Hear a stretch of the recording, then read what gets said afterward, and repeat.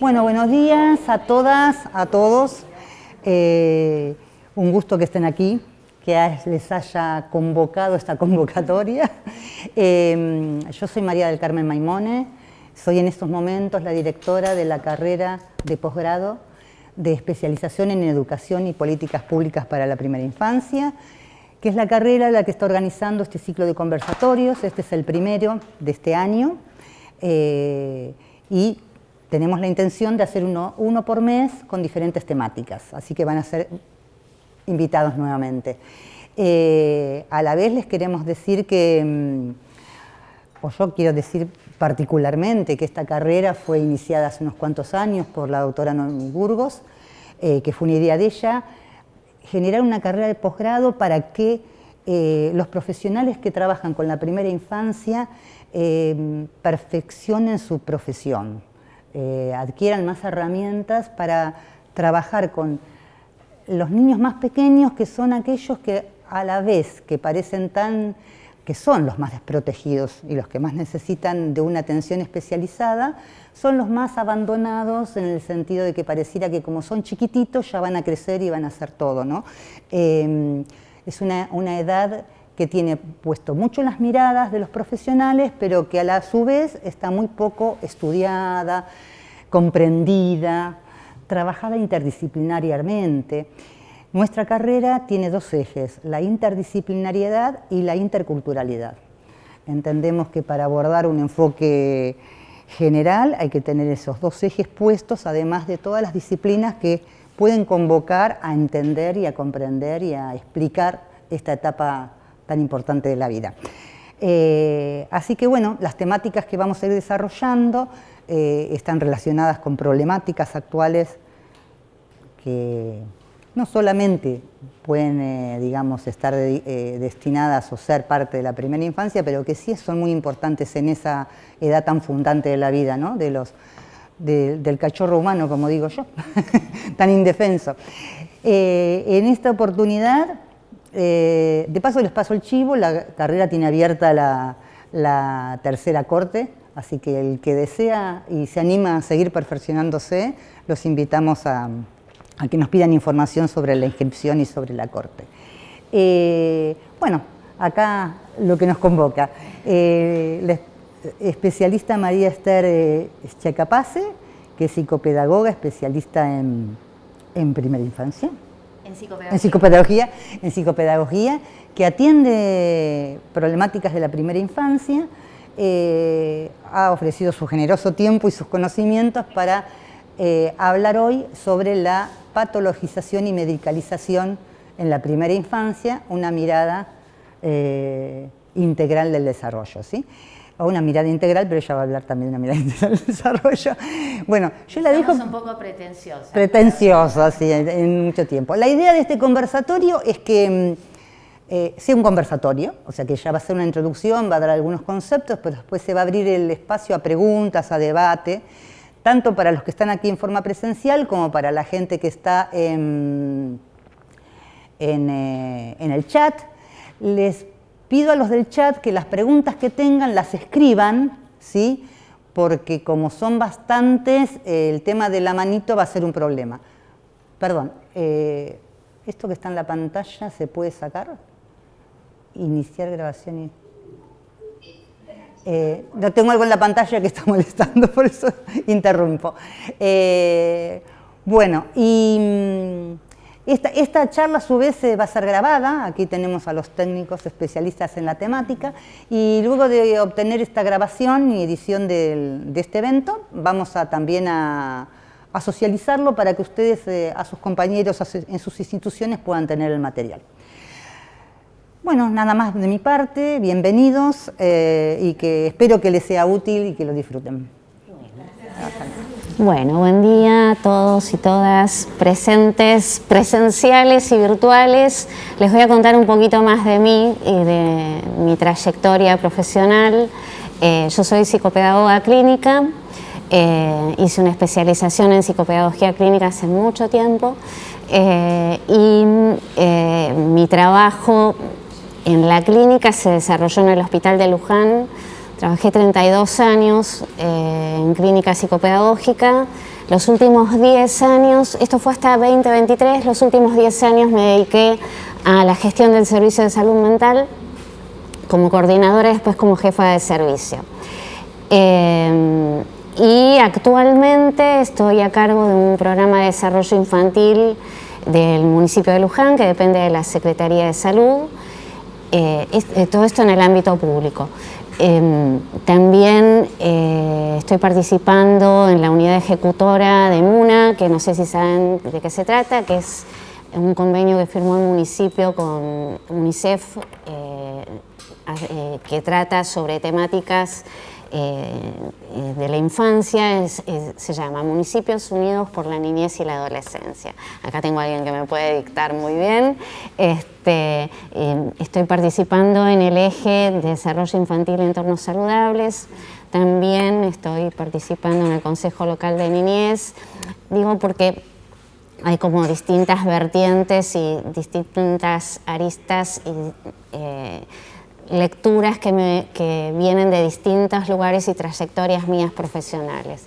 Creo que la cuestión de la clínica psicopedagógica es uno de los puntales y una de las cuestiones que a mí más me nutrieron en cuanto al conocimiento de estas cuestiones de la proliferación diagnóstica. Y para contarles acerca de esto, pensé en hacer un poco de revisión histórica, ¿no? Por allá, yo empecé a trabajar en el hospital en el año 92 y hacia el año 2009 más o menos empezó el auge del ADD, del síndrome de atención, el TDAH, en ese momento se llamaba ADD. Porque después se le agregó la cuestión de la impulsividad, ¿no? En un diagnóstico muy frecuente, y nos llegaban pedidos de neurología de distintos efectores de salud que venían las mamás, los papás con papelitos donde decía evaluación del cociente intelectual, de la madurez visomotora. Después se sofisticó un poquito más y nos pedían también de la memoria. Y con el diagnóstico ADD. O sea que en realidad el diagnóstico ya estaba establecido.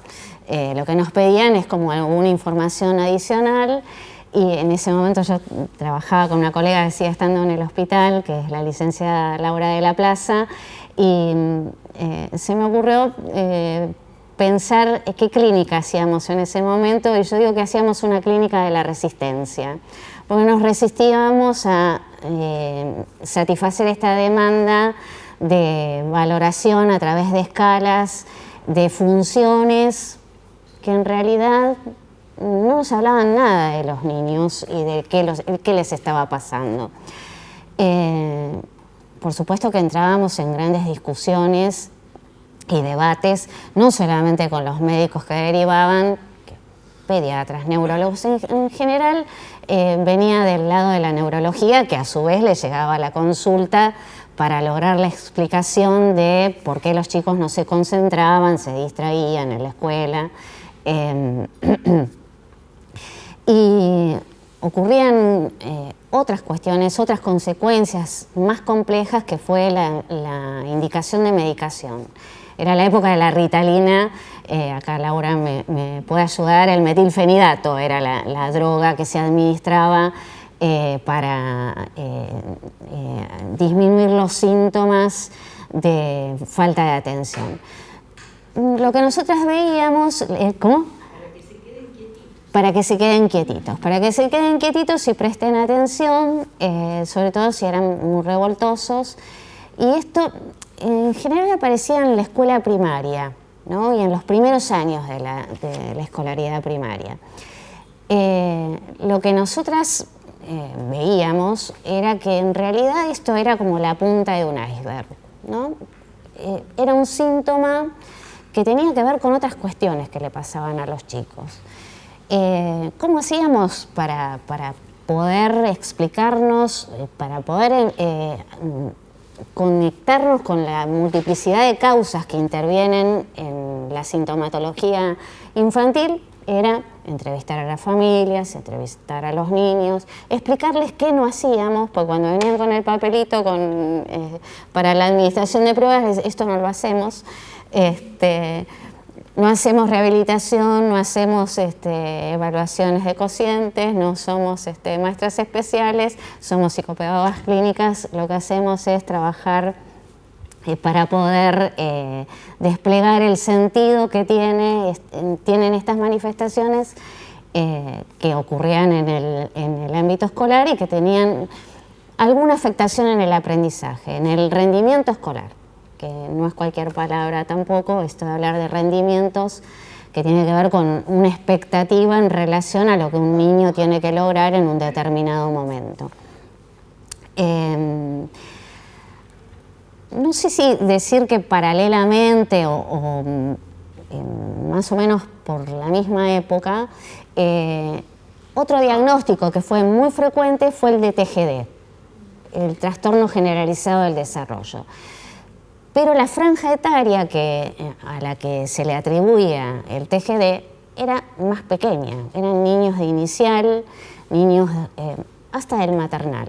Me acuerdo de un niño muy chiquito, tenía 2 años, y llega a la consulta por trastorno generalizado del desarrollo. Que, para decirlo sencillamente, era como una bolsa de gatos, podía haber de todo, toda clase de signos, y en la situación de este niño había ciertos componentes a tener muy en cuenta vinculares, ¿no? Él hablaba muy poco, parecía que rebotaba contra las paredes,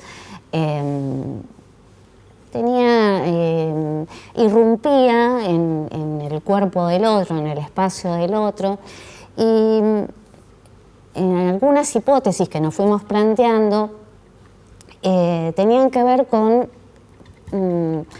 no sé si llamarlo patología vincular. Había una cuestión vincular ahí que obturaba, que le traía estas consecuencias. Y no había un niño armado, digo desde el punto de la estructuración subjetiva. Era un niño que su mamá lloraba para dejarlo en el jardín, lloraba ella, le costaba mucho desprenderse de su hijo, le costaba mucho dejar de amamantarlo, que además había una cuestión de necesidad porque se tenía que ir a trabajar, era todo un conflicto al momento de llevarlo a la institución y bueno, empezamos a trabajar a ver qué pasa, porque ella además venía con toda esta idea de que su hijo tenía TGD, tenía un problema muy serio y trabajando en entrevistas con ella y el papá, con el niño, entrevistas vinculares que fueron muy necesarias para poder observar directamente, no solamente lo que la mamá tenía para contar acerca de lo que hacía este niño, que si nos quedábamos con eso era realmente el demonio de Tasmania, era un terremoto que cuando nos poníamos a jugar le ofrecíamos un espacio distinto, bueno, podía armar alguna escena chiquitita de juego.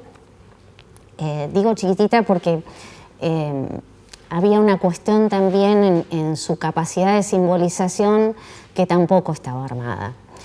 Bueno, no me voy a adentrar mucho más en el caso, porque si no me va a llevar mucho tiempo, pero en realidad lo que empezamos a trabajar fue el vínculo, fue el poder que él se pudiera insertar en el afuera familiar de una manera que fuera menos sintomática y menos compleja para la mamá. Para la mamá y para el papá tenía otra visión, otra perspectiva, pero bueno, ambos tenían historias de mucho desamparo, de historias como hijos que incidían mucho en el modo de de posicionarse como padres, ¿no? En el ejercicio de la función materna y paterna. Bueno, este fue uno de los casos que recordé. Después, en relación al TGD, empezó a hablar, empezó el tratamiento fonoaudiológico después de un tiempo de armado subjetivo, de trabajo con él. Se incorporó a la escolaridad común cuando inicia la primaria con un acompañamiento. Bueno, lo acompañamos durante un tiempo porque la realidad también era que desde el hospital no podíamos tomar tanto tiempo un niño en tratamiento, pero hacíamos tratamientos largos. Lo puedo decir ahora que no estoy en el hospital. Hay como cierta discusión en relación a la cronicidad, ¿no? Y a cuánto tiempo tiene que durar un tratamiento en un espacio público, en un hospital de agudos o en un centro de salud. Y eso yo lo dejo a consideración si alguien quiere comentar algo al respecto. A veces los tiempos de los tratamientos no son medibles tampoco cronológicamente. A veces necesitan más tiempo y es imposible predecir en 6 meses va a andar mejor. Así como es imposible predecir este problema tiene que ver con tal trastorno de antemano, sin hacer una lectura de la multicausalidad de los problemas que presentan las infancias. A ver, no me quiero distraer con el chat. No sé, alguien está leyendo, ¿no? Bueno.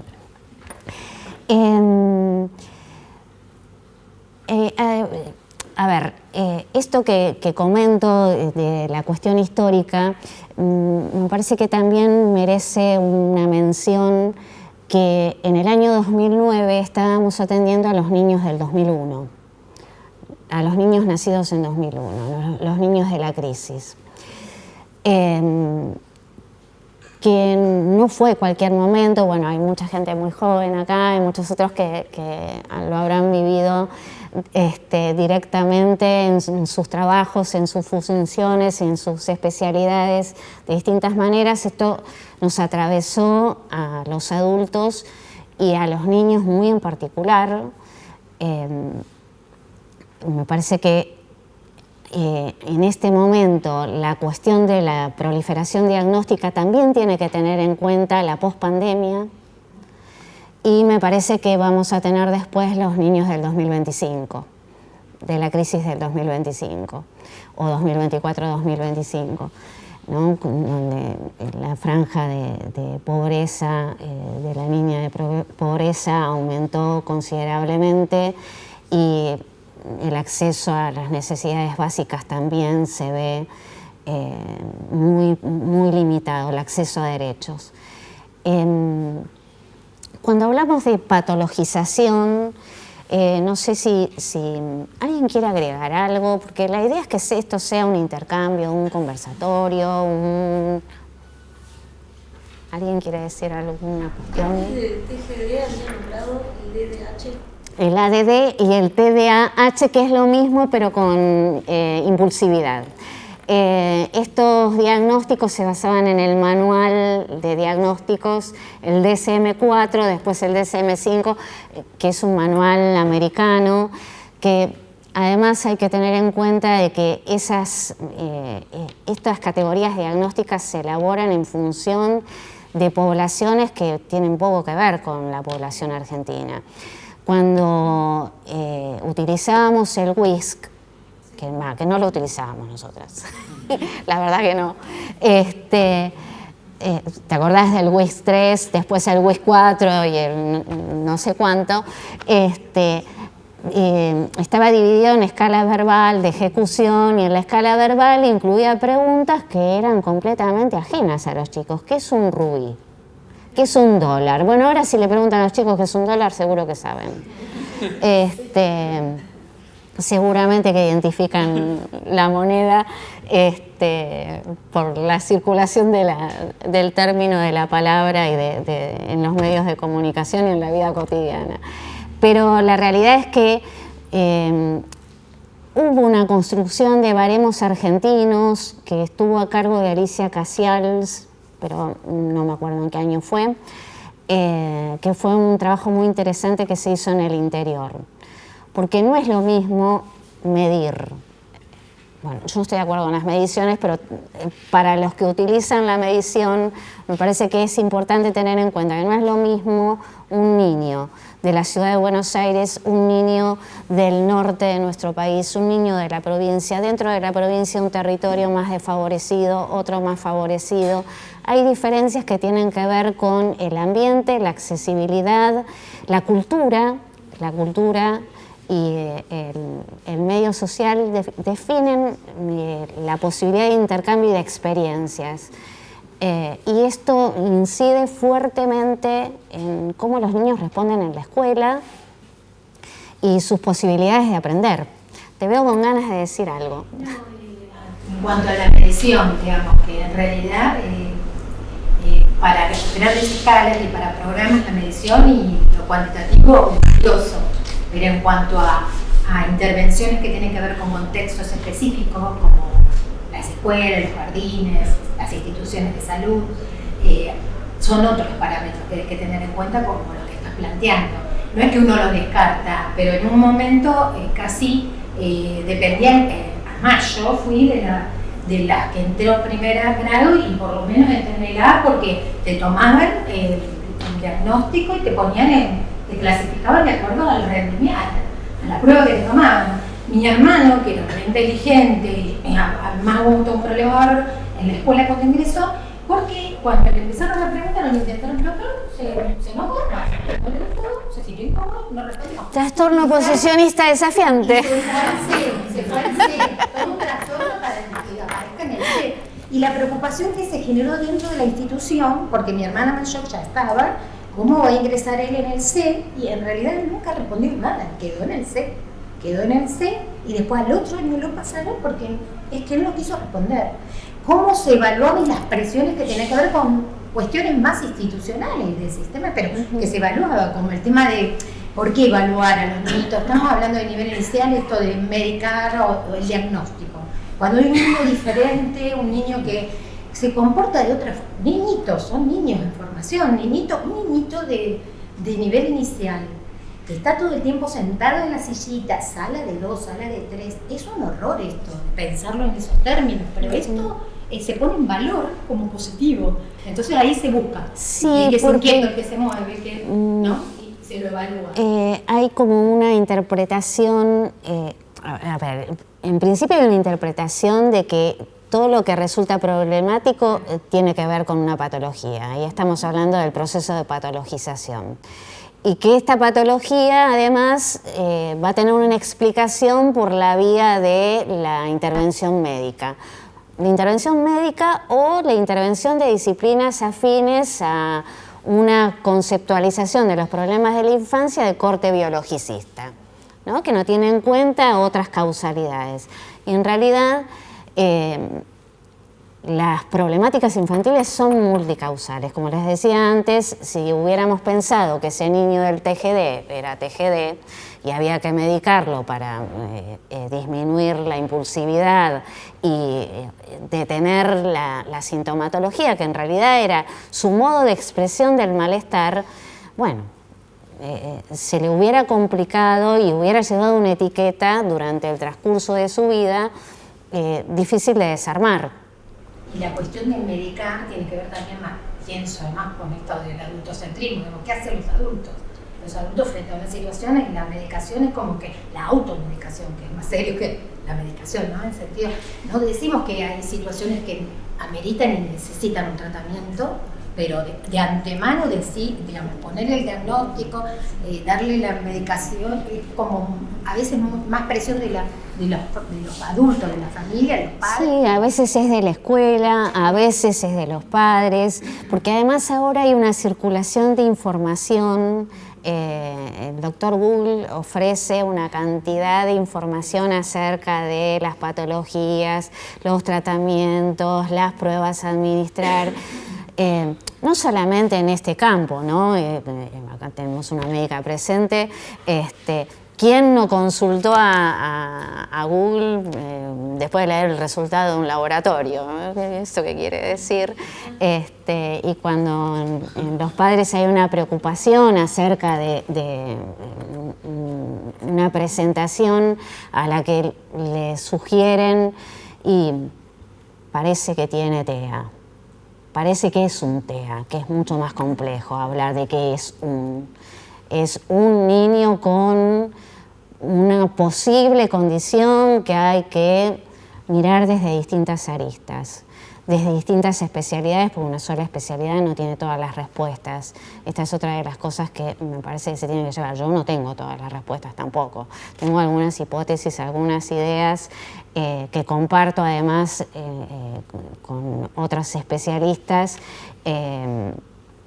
y con otros sectores además, ¿no? Este trabajo de lo intersectorial es absolutamente necesario para poder pensar las cuestiones de las infancias. Sí. Perdón, no, me quedé pensando en lo que decía de la medicalización. Yo soy licenciada en enfermería, soy docente de la universidad.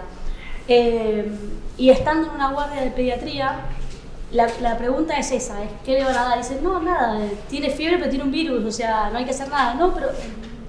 Y entonces estás 45 minutos por ahí explicándole que en realidad, sí, los síntomas, se pueden hacer cosas para que esté más cómodo, el niño y la niña estén más cómodos y demás, pero en realidad no hay nada que se pueda dar para curarlo. Pero siempre, digamos, en general, el foco está en, lo llevo para que le den algo. O sea, la demanda es que lo curen. Sí, pero además de que lo curen automáticamente, como si fuera magia, es también siempre ese curarlo dependiendo de una medicación. Por ahí, desde la visión de la enfermería, uno va más por cuidar al paciente y no por curarlo. No es función de enfermería curar a un paciente. Entonces uno piensa, bueno, ¿cómo puedes hacer que esté más cómodo? Bueno, tiene fiebre, está bien, hay cosas que se pueden hacer, hay cosas que hay que tener en cuenta, hay signos de alarma, hay un montón de cosas. Pero no vamos a hacer nada para curarlo, porque no es que tenga una cura estrictamente, que por ahí es lo más común en una enfermedad. En realidad lo que tiene es un síntoma. Sí, totalmente. En general son síntomas que además muchas veces tampoco conviene sacarlos. Entonces, porque sobre todo si uno desconoce la raíz. Es una muy buena analogía para pensar en otros problemas de los niños y las niñas. Sí, yo tengo un hijo con una alteración genética que tiene un síndrome muy raro. Bueno, entre esas cosas tiene un retraso en el lenguaje expresivo. Y pensaba recién cuando hablaban esto de los diagnósticos y demás, él es paciente del Garrahan, de un servicio de endocrinología, lo derivaron para evaluación en clínicas interdisciplinarias, y en clínicas interdisciplinarias lo sentaron y pretendían que respondiera, que hiciera, que armara un cubito, que no sé qué, sin siquiera, primero que eran 3 personas en un lugar así. Mi hijo ya no quiere ir más al Garrahan, más de que tiene un año. Mira. Tiene 11, casi 12. Entonces ya no quiere ir más. Claro, tenía 10 años, lo sentaron para hacer una cosa que para él es algo tipo de la escuela, que tampoco le gusta. Y según ellos, entonces tiene en conclusión, después de un par de pruebas así, que algunas las hizo porque yo dije, espera, le digo, saqué una lapicera de mi mochila, le digo, dejá que lo haga con esto, porque él lo escribe con lápiz y quería que escribiera con lápiz, y lo escribe con lápiz, entonces ya... y por ahí, eso fue un puntito, sumó un punto. Y porque en un momento el médico que estaba, el pediatra, se tomó el tiempo de tranquilizarlo, de jugarle con él, de qué sé yo, para que hiciera... Pero le dio mal, digamos. El resultado fue que tiene algún problema intelectual. No, nada igual. Mira, justamente ahora que nombras esto de una condición genética, no vamos a negar la existencia de cuestiones del orden de la genética. Yo atendí a un niño que tendría 4 años o 5, que venía del interior, en la provincia de Misiones me parece que era. Y su mamá estaba muy preocupada porque este nene tenía... Sí, entró en el jardín, tendría 4 o 5 años y tenía un nene de 3 que ella me decía, es mucho más vivo que él. ¿Cómo puede ser? Sabe hacer cosas que este otro, me decía, que este otro no sabe. tenía además el ingrediente de que eran hijos de distinto padre y que ella se atribuía a su responsabilidad en las dificultades de su niño. Viene de la provincia con, bueno, dijeron que tenía un retraso mental, que no tenía ningún futuro, bueno, una sentencia de un futuro horrible, oscuro. Viene al hospital, empiezo a ver, y en ese momento yo trabajaba mucho con una pediatra, la doctora San Miguel, y había algunas cuestiones que no cerraban, ¿no? Porque este nene jugaba así, era muy alegre, tenía una expresión sonriente todo el tiempo, no distinguía lo extraño, daba lo mismo que estuviera yo, que estuviera otro. O sea, eran indicadores como para pensar de que alguna cuestión de la estructuración subjetiva ahí venía como complicada. La doctora me dice, pero fíjate que tiene algunas expresiones, unas facies, vamos a pedir la consulta genética. Bueno, tendría síndrome de Williams, que es una patología genética rara, no recuerdo, Laura, capaz que vos sí, pero es un caso en 1000, no sé, una cosa así. Después esta mamá tenía la culpabilidad de que justo a mí, justo yo,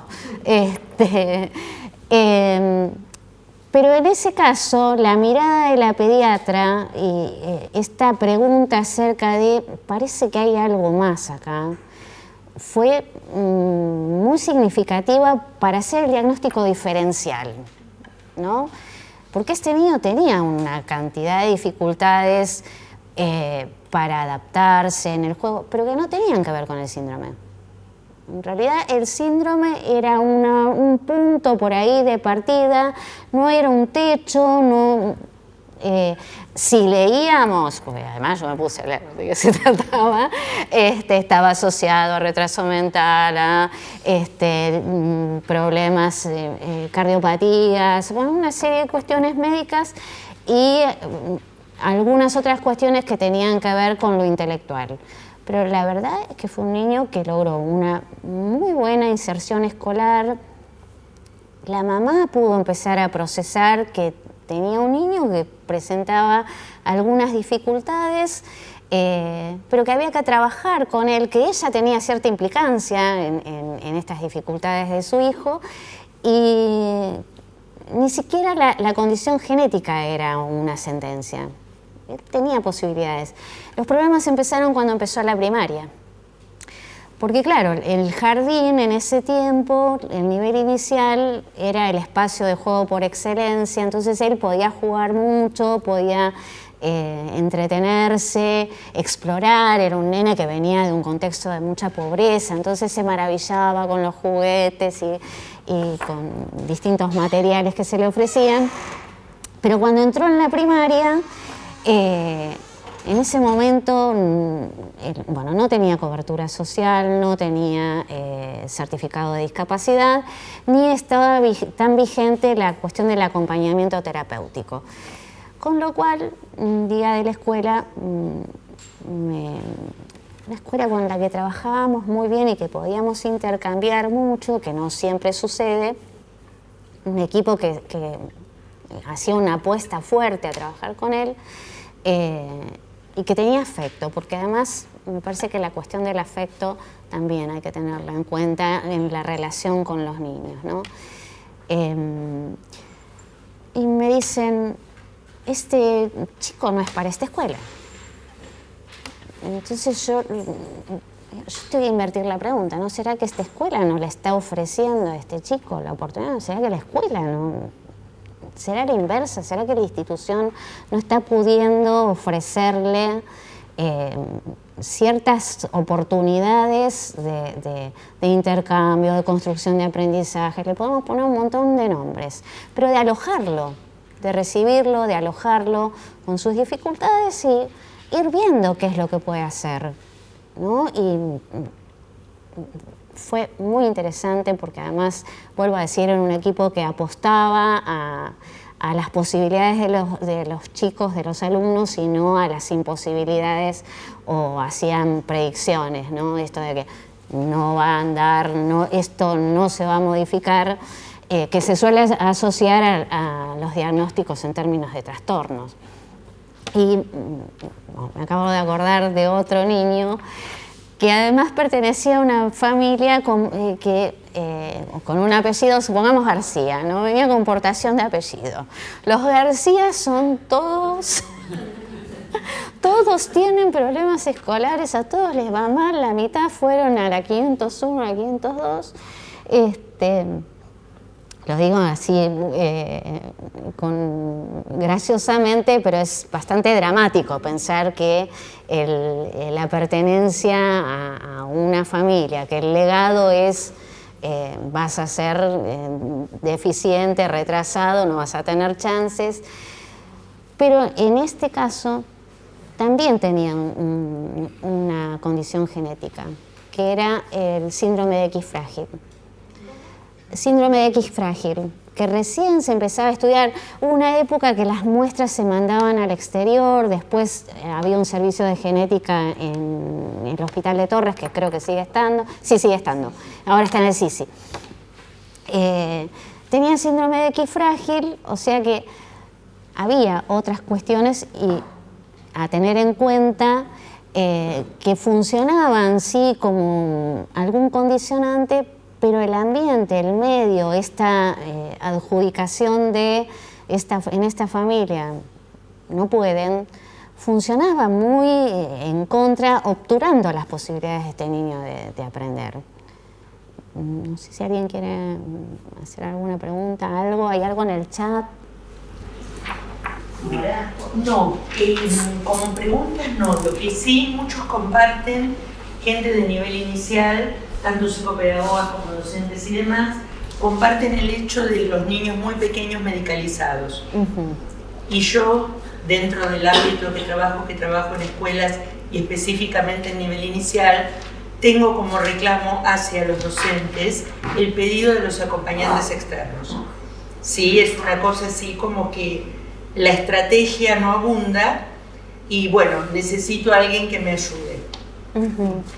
Y bueno, uno será que tiene mucha trayectoria en el tema, o sea, años se llama, y uno dice, mirá, cuando yo empecé ni siquiera existía la dirección de psicología. En la provincia de Buenos Aires, equipo era una cosa así como muy utópica y demás. Es más, las psicopedagogas o las psicólogas se negaban a ver niños antes de los 3 años por un tema de construcción de subjetividad. Que empezaba a los 2. Sí, o sea, en ese momento te digo, era imposible conseguir, no imposible, pero sumamente dificultoso. Pero hoy es como que pasamos a otra cosa. Y entonces, a veces es un niño que necesita un cambio de estrategia de enseñanza. Y a veces se trata de niños que en realidad no necesitan ni un diagnóstico ni un tratamiento, sino una intervención con los padres. Poder trabajar con los padres y poder escuchar esa manifestación de un niño pequeño que no dispone del lenguaje, que no puede venir a decirle a la seño, estoy triste porque mi papá le pega a mi mamá, ¿no? Yo suelo escuchar a docentes que dicen, no con un niño que no tiene el lenguaje, pero sí por ahí con niños que algo pueden decir con la palabra, no me dice lo que le pasa. Y un niño no puede decir lo que le pasa. A veces los adultos no podemos decir lo que nos pasa. Un niño tiene otras posibilidades, si dispone del juego, es a través del juego, a veces a través de los gráficos y a veces portándose mal, haciendo lío, llorando, no queriendo entrar a la escuela, no queriendo irse. Hay distintas, bueno, las que trabajan en inicial deben tener una cantidad de ejemplos de estas cuestiones que surgen y que en este momento, en estos últimos años, insisto, en la pospandemia, muy rápidamente se diagnostican como trastornos. niños de 2 años, no desarrolló el lenguaje expresivo, le indican la administración de lados de esta escala de valoración para el diagnóstico de trastorno del espectro autista o condición del espectro autista, y tiene 2 años. Tiene 2 años y tal vez los únicos signos que presenta así visibles en una sola entrevista con el médico y en una sola entrevista con el neurólogo es que no habla, que no sostiene la mirada. ¿Cómo? Que camina raro. A ver qué otra cosa se te ocurre. Que camina con la punta del pie. Aleteas. Estereotipias. Claro, juega con los autitos y mira a qué juegan o cambia de juego, como si todo esto fuera un indicador de un trastorno. Y en realidad se trata de un niño en proceso de estructuración subjetiva que empieza antes de los 2 años, en realidad empieza antes de nacer.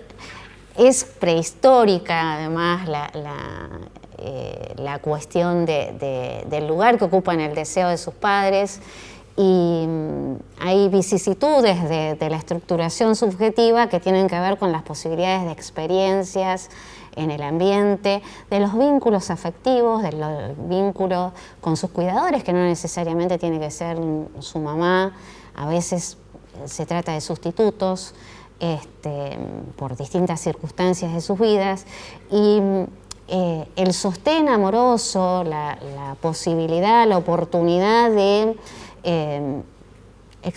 tener experiencias con el mundo, con la realidad que los rodea, es lo que le permite estructurarse. Si muy rápidamente decimos, tiene 2, no habla, estoy pensando que bueno, hasta podría decir que estuve en contacto con muchos potenciales autistas que en verdad no eran. Los chicos tienen sus tiempos particulares, singulares y subjetivos para lograr estas adquisiciones, estas conquistas que también son subjetivas, no son solo biológicas. Vos nombraste antes al cachorro humano. Que me hiciste acordar a Sarah Paín, que hablaba sí, estoy hablando de 1985, después que saquen las cuentas. Sarah Paín era colega, era psicopedagoga, filósofa, trabajó mucho en la cuestión de la interacción entre la epistemología genética y el psicoanálisis. Acá me hacen así, deben estar leyendo algo, y ella dice que el cachorro humano en realidad deviene humano por el vínculo con el otro. Tiene una inscripción genética que le permite construir el lenguaje, todas estas cuestiones de socialización y de lo que la bipedestación, todo lo que nos transforma en humanos, no en sujetos. En sujetos nos estructuramos en el vínculo con los otros. ¿Sí? No, que lo que quería decir, tenía un problema con el micrófono, por eso por ahí sale en delay lo que yo voy a decir ahora, que era un poco de antes, pero cuando estabas hablando del contexto, ¿no? Que a mí una de las preocupaciones nuestras es centrándonos sobre todo en lo que sucede en las instituciones que se dedican a atender a la primera infancia desde el punto de vista educativo, si se quiere, porque a veces los ingresos por vía las instituciones de salud es otro tema. Sí, quiero aclarar que a nosotros nos llegaban por derivación escolar, la trayectoria era... la fuente de derivación era la escuela, de la escuela iban al neurólogo, claro. Del neurólogo por los centros de atención institución infantil, digamos, pueden ser escuelas, centros de atención infantil, pueden ser inclusive, digamos, instancias intermedias de diferentes niveles que se dedican justamente a elaborar esas intervenciones o políticas públicas desde el ámbito educativo de atención de la primera infancia en cualquier institución, en donde... digamos, a mí me gustaría que hables un poco sobre ¿Cómo son? Creo que cada uno desde donde está sabe lo que tiene la vivencia de cómo es. A mí me gustaría saber cómo proyectar, cómo debería hacerse, ¿no? O sea, cómo debería alguien que está frente a un niño y lo ve raro, digamos, entre comillas, ¿qué hace con ese niño? Primero, ¿cómo lo ve? Pero ¿por qué te digo esto? Porque yo siempre tengo presente, así como vos dijiste, hablaste del cachorro humano, hay otra cosa que a mí, ustedes piensan que yo con mi edad todo lo mío es, yo décadas de escuchar cosas, pero una de las cosas que más me impactó es esta cuestión de que la observación de un niño, digamos, de cómo es un niño, muchas veces está desvinculada del entorno de ese niño. Pero no solamente del entorno, porque alguno de los que está aquí o de los que está allá en el Zoom puede decir, bueno, yo sí miro el entorno, pero el tema es la mirada. O sea, esto de llegar a un lugar y decir, y tienen una familia desestructurada, viven en situación de pobreza, bueno, este niño es carente de todo. Y es parte del diagnóstico, o sea, esa carencia con que lo miramos, ¿no?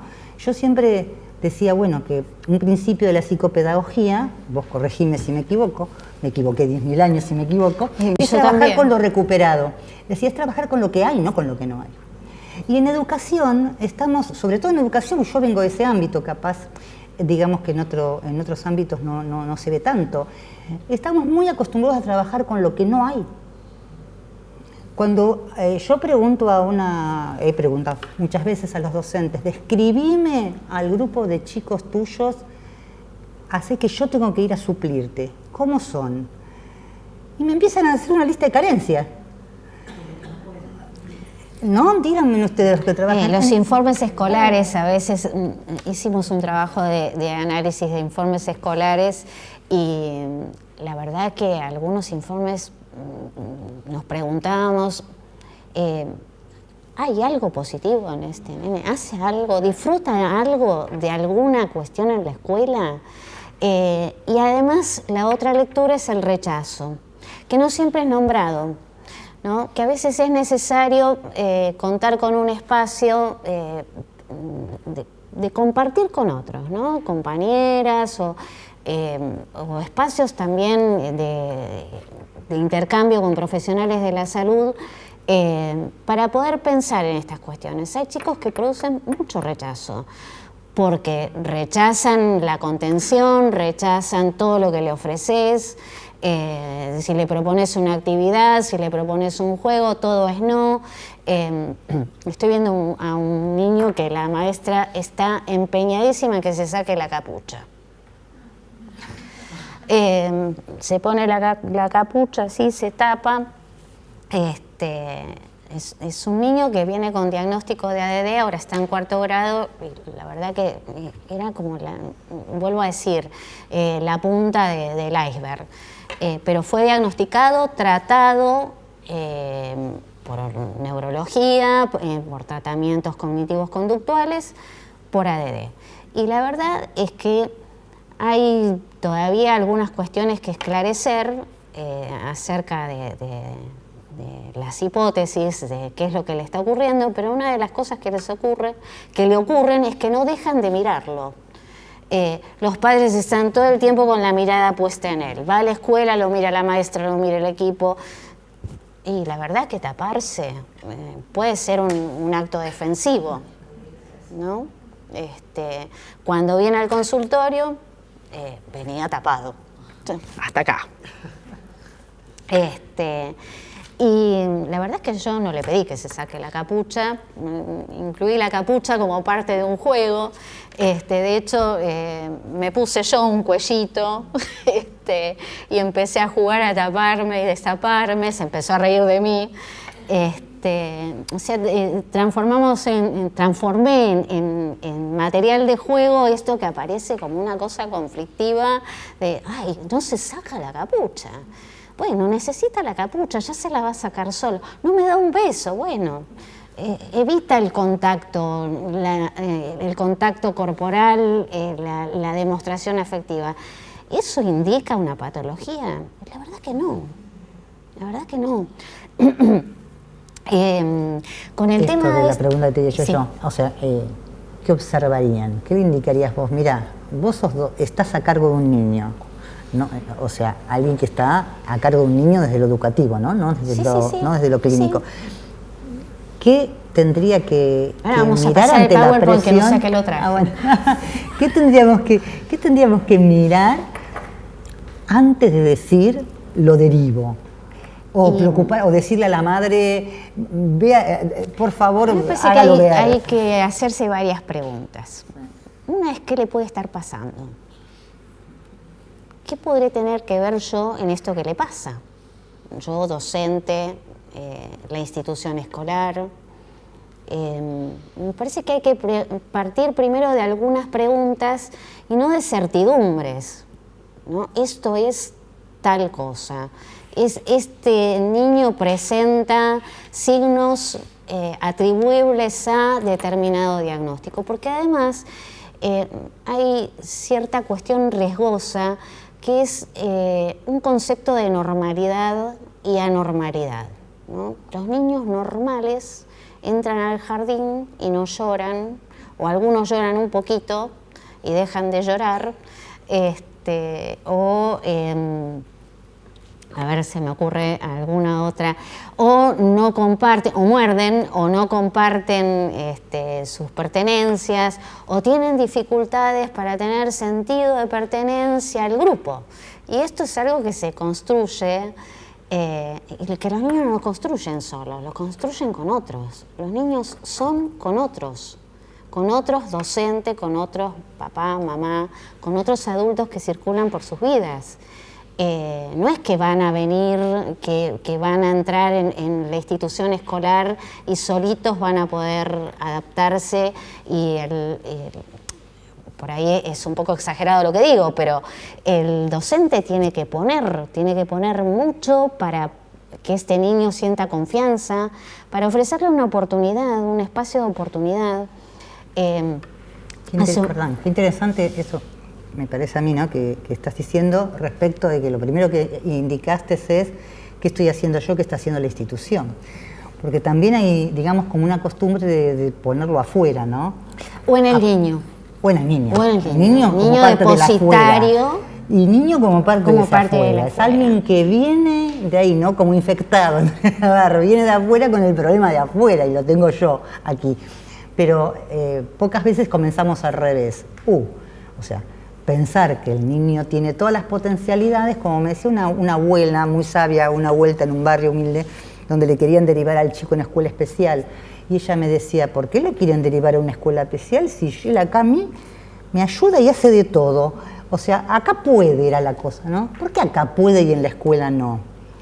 Entonces yo creo que es importante esa pregunta, ¿no? O sea, primero, ¿qué ambiente le construimos en ese jardín, en esa institución de atención a la primera infancia, que sea acogedor para él, que sea contenedor para él, que sea formativo para él o para ella, y en cuánto se distancia también de lo que tiene en su ámbito familiar, porque muchas veces los códigos, fijémonos que hasta algo tan simple como decir qué colgamos en las paredes, ¿no?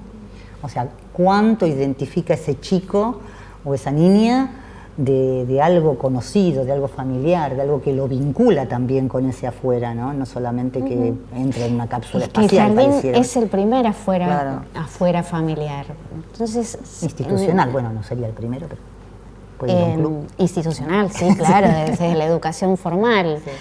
Hasta el momento de empezar el jardín, los niños viven con sus padres, el ambiente social a veces es reducido a la familia y el único afuera familiar es la escuela, porque no disponen de otros intercambios sociales por X causas. Muchas veces tiene que ver con la pertenencia a un medio social donde no pueden ir a un club, donde no pueden ir a una juegoteca, donde no tienen actividades recreativas o lugares de intercambio con otros niños.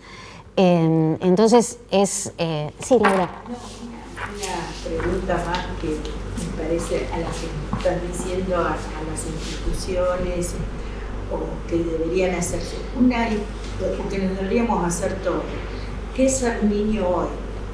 en el 2025, en este país, en este contexto, es el mismo niño que cuando nosotros éramos niños, es la misma, digamos, y algo, un concepto de construcción social, ¿no? Eso hace también qué se espera de ese niño, y entonces en virtud de eso se le solicita o se le exige. Categoriza, A veces se le exige. Entonces las escuelas, los jardines también forman parte de esa construcción, ¿no? Que existe en la sociedad y que hace de lo que es esperable, no de lo que realmente... Sí.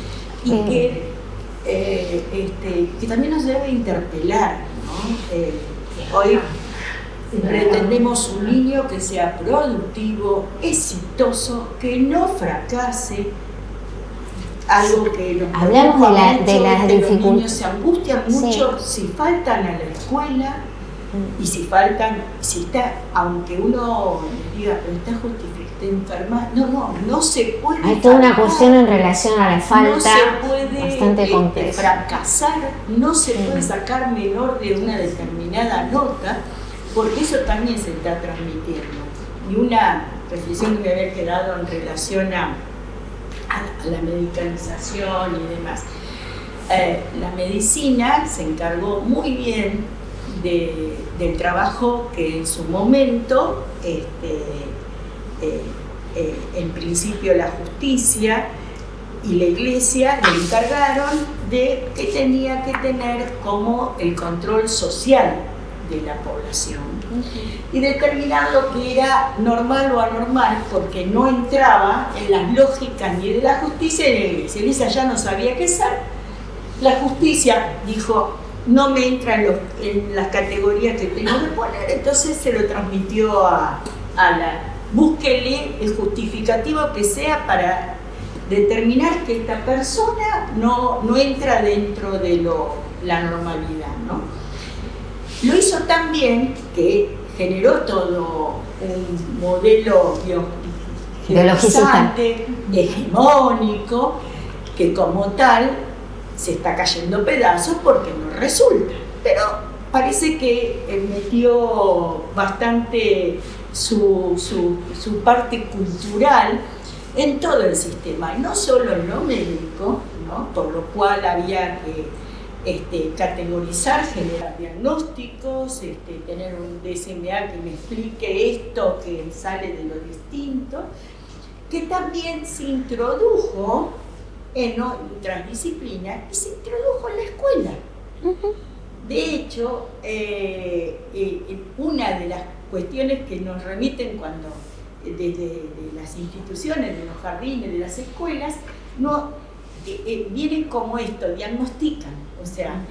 O por lo menos tienen una presunción diagnóstica, ¿no? Sí, tienen una cierta idea de que esto se puede tratar de tal cosa. Y otros sistemas también, tiene que tener un diagnóstico, si no, no puedo, ¿dónde lo encasillo? Porque hay que ubicarlo en ese recorte, o sea, la escuela no se... Eso, Laura, que vos decís me hizo acordar a que entre la década del 45, 50 y algo, cuando coincidiendo con la masiva migración de las provincias del interior al conurbano de Buenos Aires, cambió tanto la composición social de la escuela, con lo que vos me decías sobre el control social y cómo hay que entrar en los cánones, que la escuela se encontró veníamos de una escuela normalista, de la escuela que recibía a los hijos de inmigrantes extranjeros. Las escuelas y los niños del interior del país era una cosa invisibilizada totalmente. Bueno, se crea, es tan diferente el niño que entra que la única solución que se le ocurrió al sistema educativo es generar la dirección de psicología escolar. O sea, la escuela de normales y de anormales comienza ahí. Los equipos que van a intervenir desde lo médico, psicológico en las escuelas para diagnosticar, comienza ahí. Comienza cuando la escuela o la institución escolar ve ingresar a un niño diferente. Y la única cosa que se le ocurre es que si es diferente es anormal. A ver, digo, yo esta cosa es una impronta en la historia del país, en la historia de cómo se conforma nuestra sociedad y en la historia de cómo se conforma el sistema educativo, que no hay que minimizar, digamos. Venimos de eso, seguimos inmersos en eso, ¿no? Digo como para revisar nuestras propias formaciones, porque todos ingresamos en una carrera, nos recibimos de docentes, nos recibimos de psicopedagogos, nos recibimos de psicólogos, digamos, y nos recibimos con estos patrones, con esos autores. Sí, a mí me parece que hay que asumir asumir una gran responsabilidad ética de lo que se dice, ¿no? Que tiene que haber un compromiso con el sujeto niño, con las infancias, y ser sumamente cuidadoso a la hora de emitir estas sentencias diagnósticas que producen efectos devastadores en las familias, por supuesto en los niños. Creo que en este último tiempo el neurodesarrollo vino a explicar todas las conductas sabidas y por haber de niños, adultos de todas las franjas etarias, y que las evaluaciones cognitivas pasaron a sustituir aquellas evaluaciones que nosotras nos negábamos a hacer, y que la verdad es que yo leí recientemente algunas evaluaciones que se hicieron en un centro de mucho prestigio, que cobra muchísimo dinero, además unos honorarios altísimos, acerca de un niño de 8 años que presentaba ritmos lentos en el aprendizaje. ¿Lentos en relación a qué? Bueno, números y números, escalas y cosas, se lo tomaron 3 terapeutas distintos. O sea que cuando él fue una vez, cuando fue la segunda era otra cara, y cuando fue la tercera era otra. Es como que te tomen fotografías. Sí, me entiendo porque es lo que pasa. Es lo mismo que pasa cuando va el chico al consultorio y pasa por un médico cuando se acostumbró a uno que le está haciendo las preguntas. No, le cambiaron a la vez siguiente, entonces ya, por ejemplo, no quiere hablar, que es la típica. En un consultorio, ninguno de los chicos quiere hablar. Pero y si no quiere entrar, la verdad es que tiene razón, un desconocido cada vez. Sí. Es lo que pasa. Poder establecer un vínculo de confianza, que los chicos se puedan poner a jugar, y esta es una cuestión a observar, si hay presencia de juego, si juegan, si dibujan, no solamente si tienen lenguaje, porque a veces hablan a través del juego y a través del dibujo. Bueno, los que trabajamos en procesos terapéuticos o en terapias, a mí no me gusta llamarlo terapias, en abordajes de problemáticas de las infancias, yo por lo menos uso el juego me parece que es el instrumento por excelencia de intervención. Hace unos días, sí. A ver, yo no veo hasta allá. Voy a hacer un resumen de las compañeras, hasta ahora compañeras que hay en el chat. Todas agradecen la mirada que se está dando, comparten, y bueno, desde mi lugar puedo aportar que siempre invito a pararse desde la posibilidad, porque lo que contaban acá ustedes, esto de cuando uno va a ver un niño en una institución, el momento catártico siempre existe, entonces uno escucha pacientemente y después le dice, bueno, ¿y qué puede?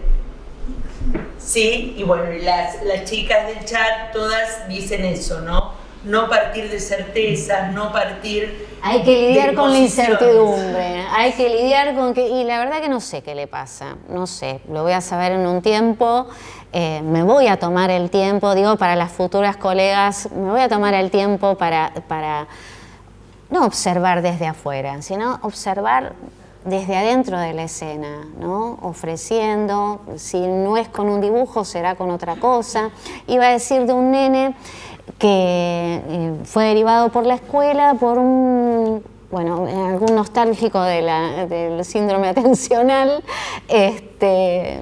le supone un problema en la atención y en la concentración. Y es un nene muy inteligente, con una disponibilidad, un vocabulario, es muy simpático, muy entrador. Pero en él coexiste este niño re piola, re inteligente, que juega a Roblox, que maneja el teléfono, agarra mi teléfono y esto lo tenés que hacer así, no sé qué, pero que al mismo tiempo sigue siendo un niñito de su mamá. Muy sobreprotegido, con mucha presencia materna, que le hace llenar el cuaderno lo que no completa en la escuela, lo completa en casa para que no le falte, atiende todas sus demandas. Y hizo un dibujo, muy buen dibujo, de la ciudad de Buenos Aires, porque había ido a pasear a Buenos Aires. Entonces se le voy a agregar, lo voy a pintar, y entonces hace unos garabatos rojos, azules, y me dice, me quedó horrible, no parece mío. Y yo, ¿por qué? A mí me parece que tu dibujo habla mucho de vos. Bueno, esta escena continuó. En realidad, lo que se hizo presente en el garabato era el otro niño, el niño pequeño que a él le cuesta abandonar. No tiene problemas en la atención, la verdad es que no. Lo que aparece como algo bastante notorio es su falta de autonomía, cuando en realidad es un niño que tiene muchísimos recursos para manejarse solo. Y en la escuela vieron que no prestaba atención, y cuando le dicen vuela, este chico vuela, en realidad con lo que él se enfrenta es con que no tiene nadie al lado que le diga, che, tenés que... consigna que puede leer además y que puede resolver, tenés que empezar por acá. Bueno, después tenés que seguir con esto otro. Claro, pero él se puede ordenar solo. O sea, hay niños que necesitan poder construir un ordenamiento, pero él sí puede. No tiene nada que ver con la atención a la escuela, porque además no quiere enfrentarse con lo que no sabe. Nos pasó a nosotras, estuvimos hace unas semanas haciendo observaciones en un segundo grado de primaria, y había un niño que nosotras notábamos que todo el tiempo, cuando la seño terminaba de explicar, terminaba de dar la consigna, hacía la actividad, enseguida estaba parado y charlando con otro, o iba y le hablaba a la seño. Entonces le preguntamos a la seño y nos dijo que sí, que tenían diagnosticado un problema de atención. Pero ella lo que notaba en el niño no era un problema de atención en sí, era que ella daba la consigna, explicaba todo, y el nene estaba sentado mirando como todos los otros nenes. Cuando daba la actividad a realizar, sobre todo en matemáticas, las hacía muy rápido. Que yo un día estuve sentada al lado de él y me quedé sorprendida y se aburría. Claro. O sea, después el resto de la es un clase problema que se aburra. No sabía qué hacer. Porque hay que pensar en otra actividad para los niños que se aburren. Estaba parado, estaba charlando, iba y le contaba a la señora, volvía. Ahora vos fíjate que en ese caso el ritmo es más rápido. Es un problema también que tenga un ritmo más rápido, que haya diferencias en los ritmos digo ritmo porque por esta cuestión de la rapidez, pero en realidad tiene que ver con distintas modalidades y con distintas habilidades. Hay chicos que son muy hábiles para las matemáticas, hay adultos que son muy hábiles para las matemáticas, no en mi caso, y otros que tienen habilidades y competencias que tienen que ver con la creatividad. Yo veo un niño que viene con el diagnóstico del espectro autista, que es sumamente creativo, que tiene una capacidad además para transformar escenas, al principio no, pero ahora puede jugar, juega a esconderse, juega con plastilinas, canta. La hora de plástica en la escuela es una de sus mejores horas. Además empezó a escribir, tiene un proyecto de inclusión, tiene un acompañante, acá hay unas estudiantes de acompañamiento terapéutico que también en ese caso me hizo pensar en que a veces hay que replantear la modalidad del acompañamiento, porque no todos los años necesitan lo mismo y no todos los chicos necesitan lo mismo. Ya que decís eso, yo pensaba cuando Nora nombraba lo de acompañantes y pensaba en lo que se había dicho de la medicalización. Cuidado que la medicalización no es solo indicar un medicamento se traduce. Ahora vamos a pasar el power para que tengan los se conceptos. traduce en esto todos necesitan un acompañante terapéutico. Me parece, lo dije porque me parece. No, genial, Laura, gracias. Porque ¿Cómo era que tenía que si pasar? no entramos en todos necesitan hacer 4 o 5 terapias, entonces a la familia la enloquecemos de lunes a viernes. Hay muchos 2 horas lugares. diarias, hoy con alguien, mañana con la fonoaudióloga, pasado tienen musicoterapia, después la terapista ocupacional, después viene la psicóloga. Pero además a todos los pacientes que concurren a algunos centros de atención, todos hacen lo mismo. Y todos los chicos no necesitan lo mismo. Algunos, hay que poder establecer con el equipo ciertas prioridades y no llenarlos de cosas, porque además se pierden el tiempo de la infancia. ¿Cuándo juegan? ¿Cuándo se visitan con otro nene? ¿Cuándo pueden hacer nada? ¿No? Pero bueno, patologización es el proceso por el cual se considera en términos de enfermedad ciertas manifestaciones infantiles, inquietud, distracción, tristeza, desinterés. Esto les va a quedar grabado, ¿no? Sí. Bueno, medicalización es la búsqueda de respuestas en el campo de la medicina. Se espera que el médico normalice, ubique y encuentre las causas a problemas que exceden su campo disciplinar. Porque ir a preguntarle al médico qué le pasa en la escuela, hay médicos que pueden hacer algún aporte, pero que por supuesto piden o convocan a otros especialistas a poder pensar juntos. Pero también hay otras disciplinas que adhieren a la dualidad normalidad-anormalidad, no es solo la hegemonía médica.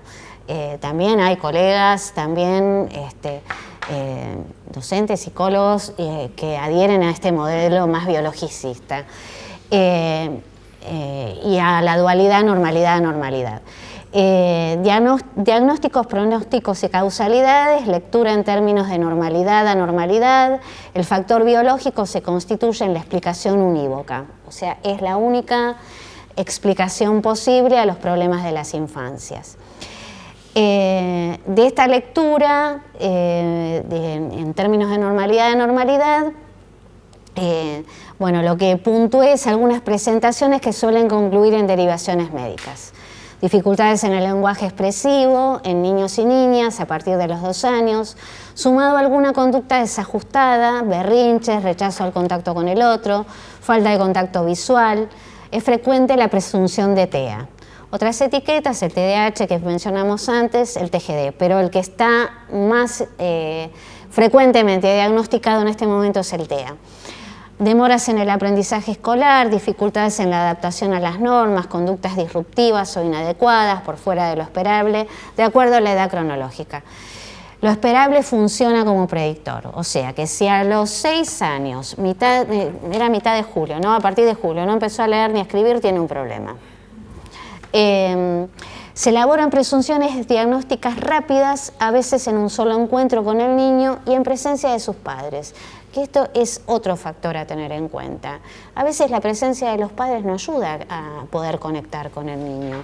Si bien a veces los incluimos en la entrevista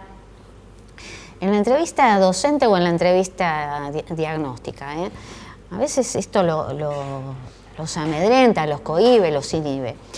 Algunas diferencias conceptuales. Trastorno, condición fija e inamovible con rasgos identificables, clasificables y persistentes en el tiempo, que eso es lo complicado.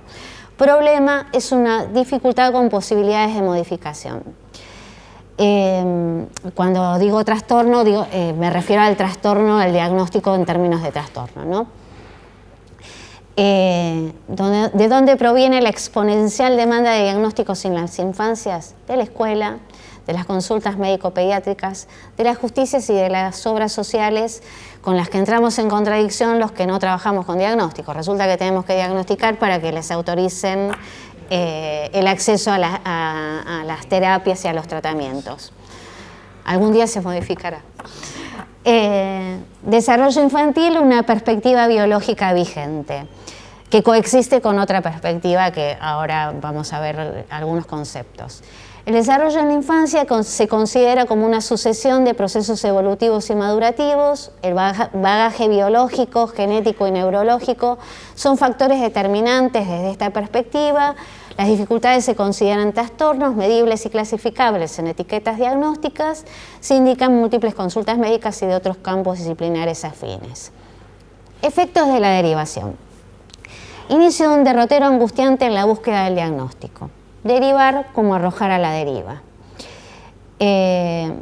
Digo esto del arrojar a la deriva porque en el ámbito público no hay especialidades que no están disponibles, entonces las familias empiezan a deambular por una especialidad, es en tal localidad, en tal sector de salud, en tal otra institución, cuando en realidad están buscando una consulta que ni siquiera es necesaria.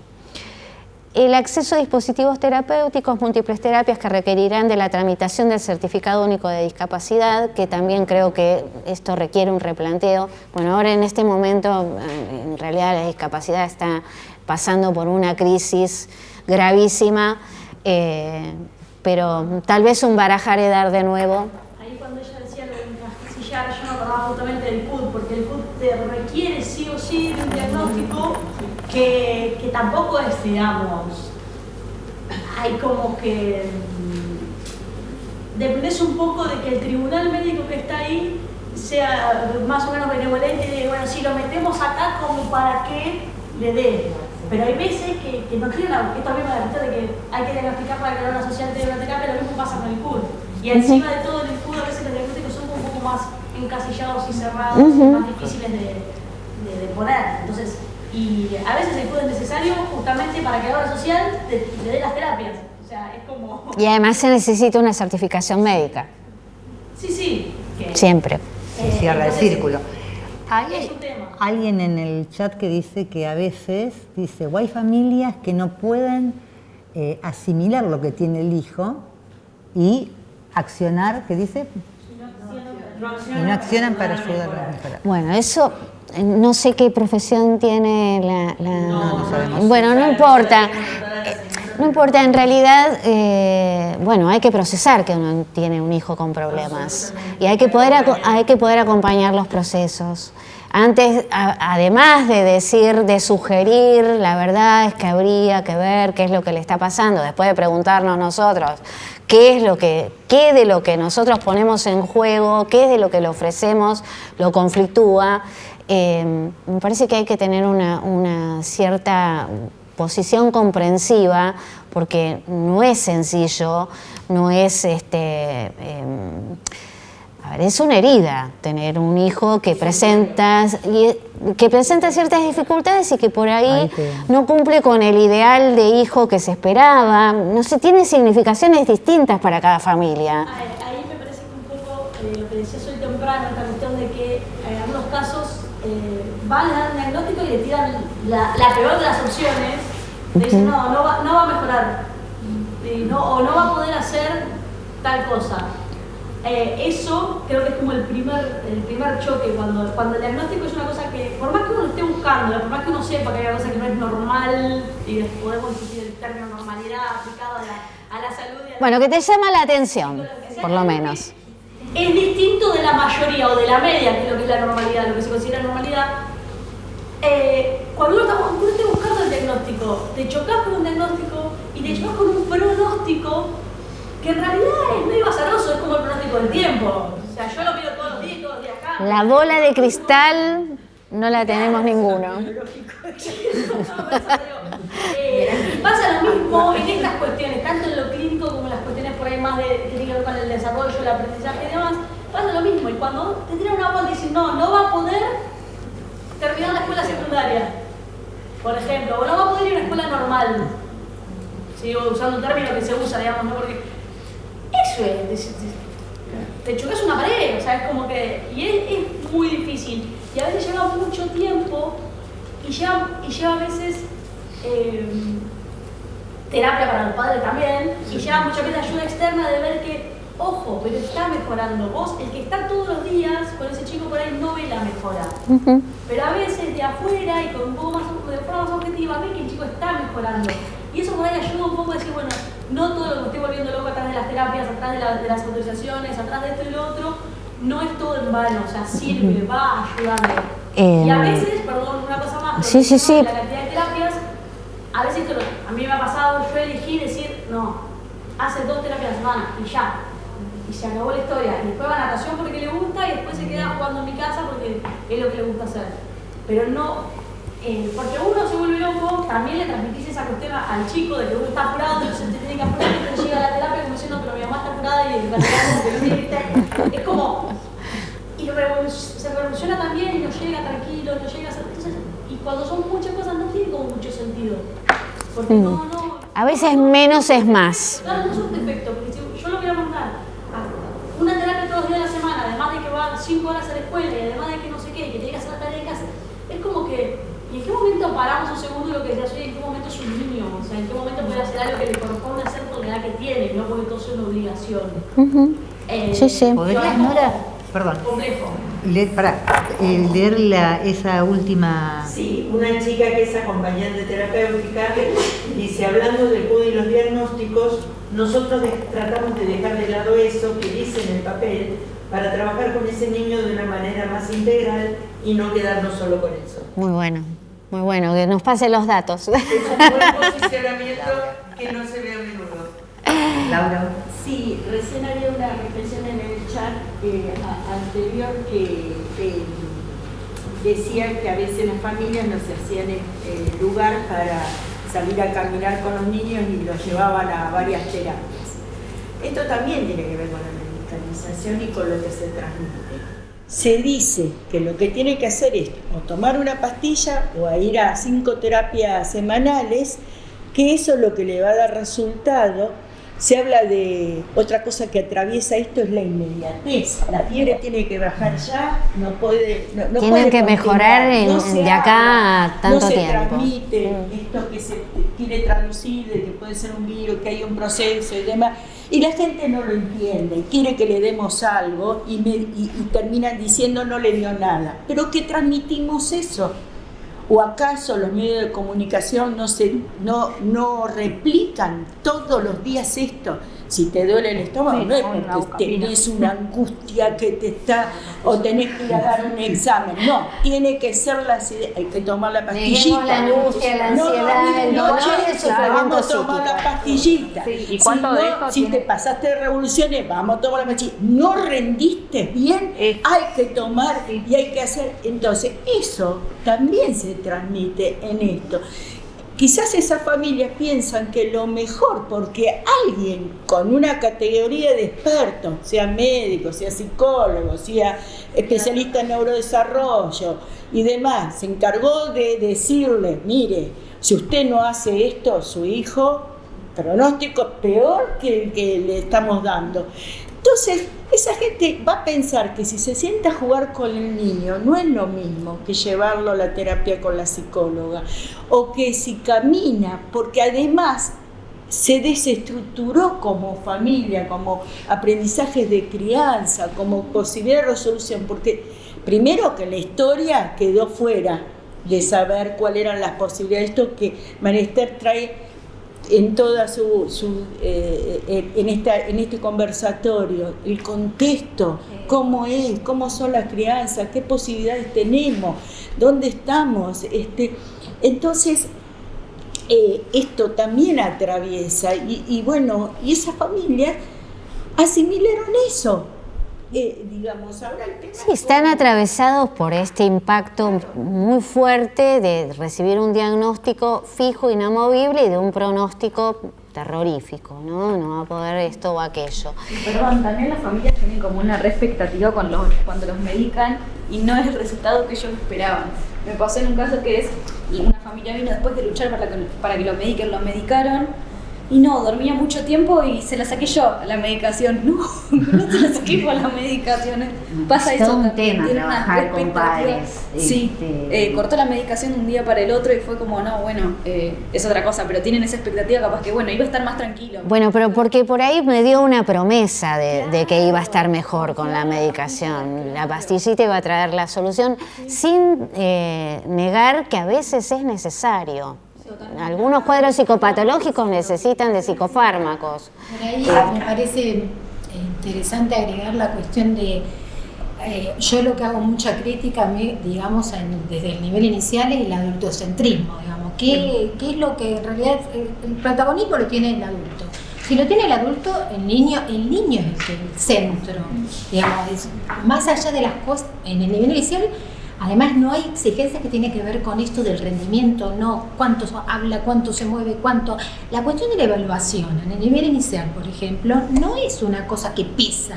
Entonces, el docente tiene la posibilidad de abrir un montón de aristas y lo piensa, esto que ya decía, y pienso en Carlos Cuyen, que siempre decía, uno siempre cuando está frente a un niño, por ahí a uno lo conmueve tu hijo o tu nieto, pero a uno lo tiene que interpelar el niño. Si uno está trabajando con niños, uno tiene representaciones de niñez, de familia, pero si uno se deja conmover, interpelar, y esto que vos dijiste, que me lo dice también Jorge de la Rosa, que lo que dice es no creer que uno sí se formó, uno se forma, quiere saber sobre el niño más, pero ser un buen docente, pero para el bien, la cuestión del interés superior del niño. A ver, el niño como sujeto de derecho. Sujeto de derecho.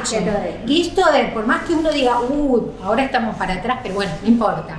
Pero tener presente esta concepción de niño, no niño objeto, sino no menor tampoco, también que aparece hasta en la asignación universal, el menor, que no, en relación con un mayor, sino el lugar del protagonismo del niño y dejarnos interpelar, y lo que dice Jorge de la Rosa, fundamentalmente esto de desestructurarnos nosotros también, permitirnos esto frente a este niño. A uno le genera malestar, uno si es docente de una sala y tiene un niñito que se mueve, pero uno ¿qué tiene que hacer? Buscar tratar de ganarlo, tratar de conmover, de convencerlo, de ubicarlo en otra posición dentro, ganárselo. Uno decía, ponerlo de secretario, un montón de estrategias que por ahí se hacen, como ponerlo en un lugar a veces son los jardines los únicos espacios donde se los mira, donde se los... A eso nombro como alojar. En ese lugar. Alojar, sostener, acompañar al niño en estos procesos. Más, pero a mí me resuena, y volvemos a Hannah Arendt, que es una filósofa, que ella lo que plantea esta cuestión de cómo recibimos a los recién llegados, ¿no? Esto de interpelado también, Gabriela Dicker plantea esto de cómo situamos o inscribimos a los niños en las nuevas generaciones, ¿no? Desde este lugar, y del adulto responsable, porque además tampoco nos vamos a ponernos en el lugar, yo no soy la amiga, los padres no son los amigos, los docentes tal, pero por momentos sí, hay que jugar, por momentos hay que correrse pero siempre desde el lugar de la protección de la autoridad. Bueno, varias cosas. En el chat, una compañera de Mercedes nos cuenta que desde el municipio se le pidió a los médicos, tanto de gestión privada como de gestión estatal, que anotaran en la receta salir a jugar. Pero Mercedes tiene un avance en materia de infancias que me dan ganas de irme a vivir allá. Nos recomienda un lugar en Instagram que se llama Consultorio de Crianza, y están pidiendo, primero, si podés hablar un poquito de pantallas. Va a ser otro conversatorio, pero a ver, tengo acá, de todo lo que tenía pensado, creo que hablé de otra cosa. Y había dicho, no voy a preparar un PowerPoint porque es aburridísimo, pero bueno, por ahí para que se lleven algo más. Este nene tiene 4 años, cursa el nivel inicial, tiene dificultades para aceptar límites, aprender hábitos, escaso repertorio del lenguaje. Se porta mal, le pega a la maestra, le pega a los otros nenes, y lo empezamos a ver con una pediatra. En la consulta, la mamá está presente, y la mamá decodifica lo que él está queriendo decir, ¿no? Porque él habla un poco, pero señala, entonces la mamá dice, no, lo que pasa es que él está queriendo decir que quiere ese muñequito. Después la pudimos sacar de la consulta y ver otras cuestiones, ¿no? Tiene un excesivo consumo de pantallas. Se la pasa jugando mirando el teléfono. En realidad no es que juega, mira TikTok y videos de YouTube y no sé qué. de todas estas cosas que los chicos consumen. Juega poco y inclusive en la consulta primero como que parecía que no conectaba con los juguetes y después empezó a armar algunas pequeñísimas escenas de juego. En este caso el tema de la pantalla funciona como el chupete electrónico, porque además esta es una mamá a la que le cuesta mucho frustrarlo, no satisfacer sus demandas, pero que esto no es algo así desenlazado y porque a ella le queda cómodo, sino porque ella tiene una historia de un gran desamparo, de muchas carencias. Vivió en la calle cuando era muy chiquita, fue madre a los 13, primer hijo a los 13 años, con todo lo que eso representa de la interrupción de la propia infancia. Esto es algo que ella puede comunicar en una entrevista que tuvo conmigo individual. Entonces le cuesta dejar de darle la teta, le cuesta sacarlo de la cama, le cuesta dejar de mirarlo, le cuesta decirle que no al teléfono. Y bueno, todo esto trae como consecuencia, la palabra consecuencia no está más, pero trae aparejado una operación de separación que no se produce entre la madre y el hijo, una distancia que propicia la aparición del lenguaje, del dibujo, tampoco dibuja, raya. Tiene descarga motora, dirían por ahí alguna evaluación. En realidad tiene alguna intención representativa porque él hace algún dibujito parecido. Dice que dibujó algo, pero no logra, no logra una representación gráfica de una persona o de lo que fuere. Y este niño, además, para ella es la primera persona que la quiere. Con lo cual hay que trabajar mucho con ella, que retener a este hijo que la quiere, que la adora, que la quiere, la adora y además la tiraniza, la tortura, la tiene harta por momentos, por suerte. No es ella, ella ve en este niño a la niña que no tenía nada, a la niña que estuvo sola y desamparada. Pero ¿qué hacemos? ¿La mandamos a psicología? ¿Ustedes qué harían? Acompañarla al principio. Mucha escucha también. Sí, estoy de acuerdo con vos, escucharla. Ella pudo hacer alguna relación en las entrevistas de lo que pasa es que yo no pude, yo no tuve, y tal vez no sea este el momento de indicarle un tratamiento psicológico que le va a venir bien. Tal vez entrevistas en las que ella pueda empezar a relatar en función de lo que le pasa al hijo y que ella pueda hacer este enlace. Y además trabajar con el jardín algunas de estas cuestiones para que el jardín pueda acompañar el proceso y evitar la indicación de tiene que hacer esto, tiene que hacer esto otro. Sí empezó una evaluación del lenguaje porque, bueno, perdona, tal vez... María Esther. Sí. Porque yo veo acá, digamos, como una cuestión que sucede en el ámbito de la clínica, pero que cuando vas a la institución, o sea, en la institución, a ver, yo me pongo al otro lado y digo, bueno, ¿y yo qué le digo? A ver, hasta que no se mejore la madre, el chico va a seguir así. ¿Qué hago yo como institución? Vos dijiste, cuando este nene está en salita de 4. Hay una cuestión que me acuerdo que, no me sale el nombre, pero era un psicólogo ruso, que me pareció una cuestión interesante, que él planteaba los diferentes ámbitos donde nos desarrollamos todos, digamos, hacía una analogía como si fueran set de filmación. Y él decía, cada set tiene lo suyo. O sea, es un contexto que tiene todos unos componentes, es un sistema que funciona. Falta, por ejemplo, yo acá estoy de apretar este cosito, no sé si me funciona o no, digamos, pero digamos, hay un montón de componentes y es que salga bien la película depende de cómo estamos ubicados los roles en ese set, decía él. Entonces, digamos, estás en la escuela, estás en tu casa y cada uno de esos escenarios son diferentes. No se podría esperar un comportamiento igual en todos. Vos arrastrás tu historia, Pero sí es posible, decía él, cambiar el escenario, la configuración del espacio, te cambia también la conducta. O sea que nosotros, también es la madre, ella, María Esther se arregla con esa madre y el niño en la clínica.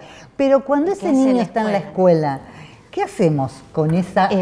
Me estaba acordando, Laura, claro, que compartimos un espacio de formación, claro, en una diplomatura. ¿Cuál sería la indicación, digo, de contexto del aula, en este caso? Una colega, Graciela Sieber, hablaba de la escuela como espacio de oportunidad, ¿no? Y de oportunidad de subjetivación, ¿no? Hay intervenciones que se pueden hacer desde la escuela, subjetivantes y humanizantes, porque ¿cuál puede ser la primera lectura en relación a esta mamá? Esta mujer no se ocupa, es una cómoda, le sigue dando la teta, le da el teléfono, ¿no?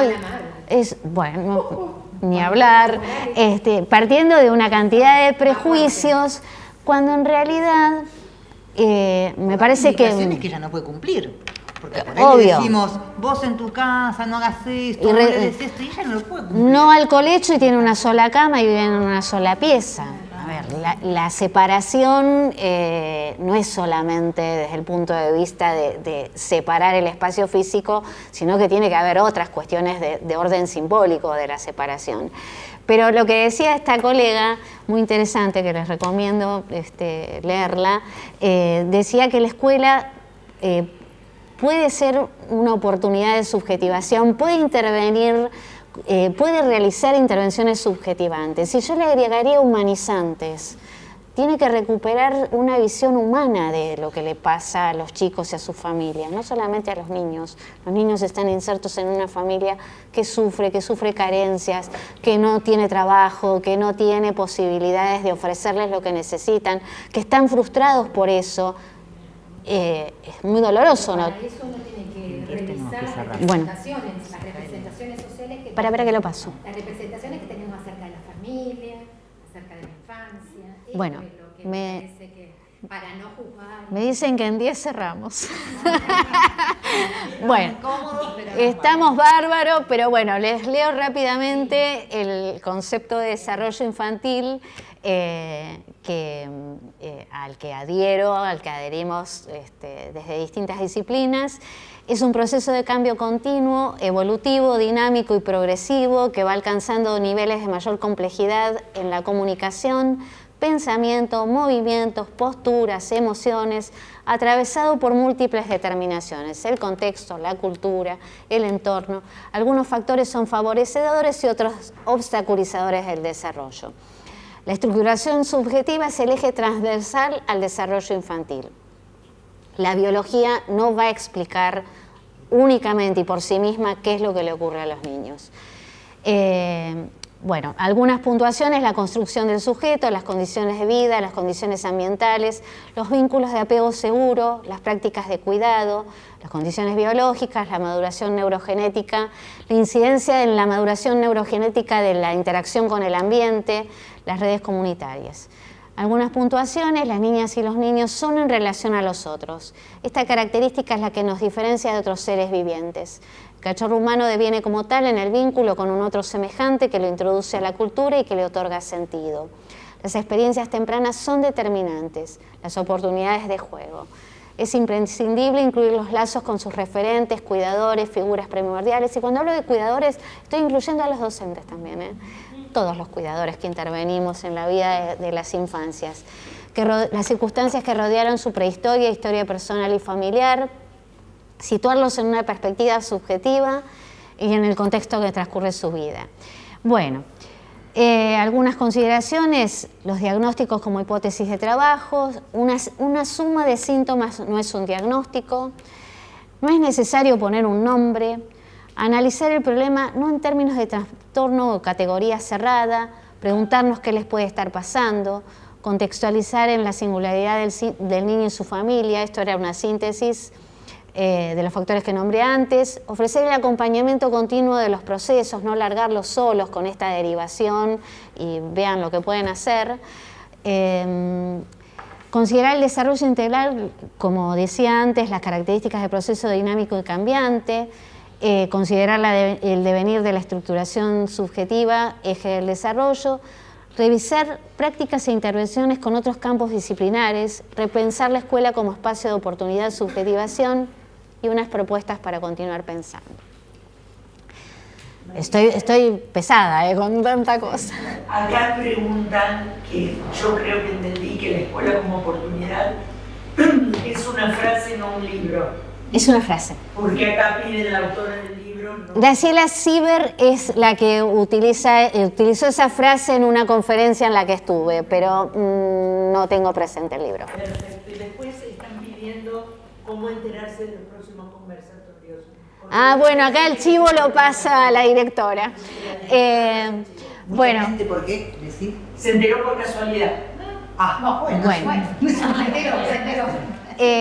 Para seguir pensando, revisar la conceptualización de las infancias en los tiempos actuales, que es lo que mencionó Laura, respetar las singularidades y los tiempos infantiles, fortalecer políticas de cuidado y crianza, reconociendo la corresponsabilidad en las tareas de cuidado y la responsabilidad del Estado, que en este momento viene complicada, garantizar el acceso a derechos, educación, salud, vivienda, nuevamente cuidados, insisto mucho con la cuestión del cuidado, garantizar el derecho al juego, enriquecer los espacios por donde circulan las infancias, incluyendo las organizaciones sociales y comunitarias, propiciar oportunidades de subjetivación en la escuela, promover la intersección de las coordenadas salud y educación. No se puede trabajar, por un lado estamos los de salud y por el otro lado están los de educación y confrontamos y no nos juntamos a ver qué podemos hacer entre todos. Hay que armar equipos.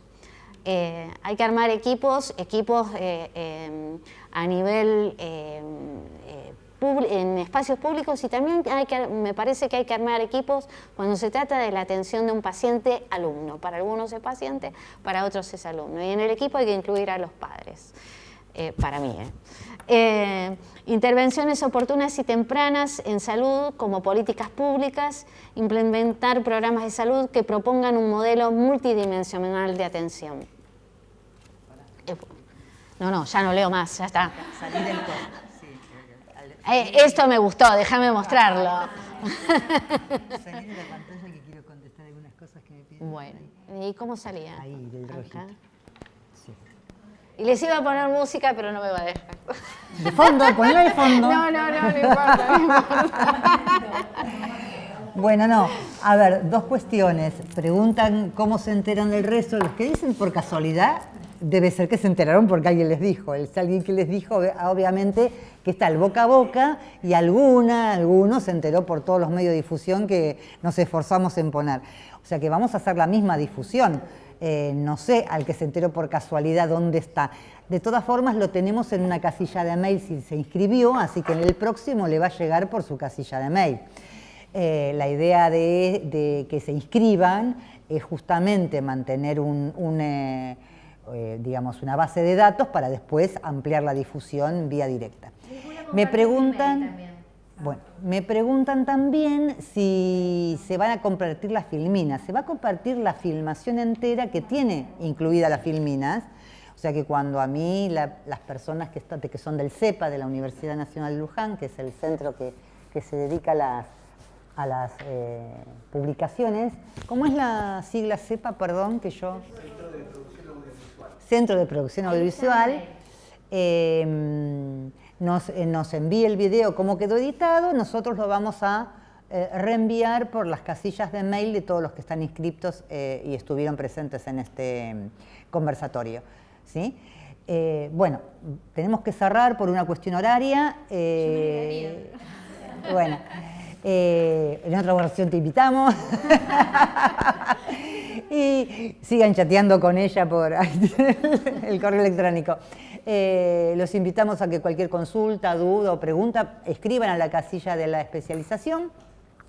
Y les agradezco mucho la participación, las ganas de estar y los esperamos en la próxima. Bueno, yo espero que se lleven muchas preguntas